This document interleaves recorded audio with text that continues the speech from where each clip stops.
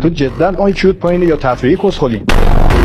جدا مسعود به من گفت کسخل. به خدا خودش گفت متیو تو آیکیوت بالاست ولی ترام کسخل.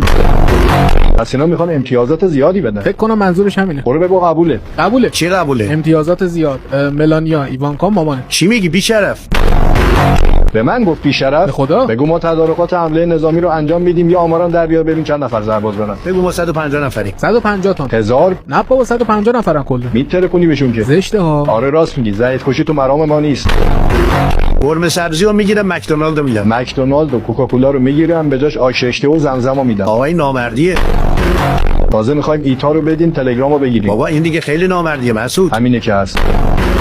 کاخ سفیدو باید بدی به ما. من قبلا هم گفتم آقا هر چی سفیده مال منه نمیدم. پس وینی رو میدیم به جاش جارو برقی میگیریم. آقا مکش اولی بهتره ها. راست میگی آقا اون کنسل. آنا دیارماسو بگید تنها سبا توایی رو بده. باخت میدیم ما. راست میگی یاد. نمیخوایم آقا.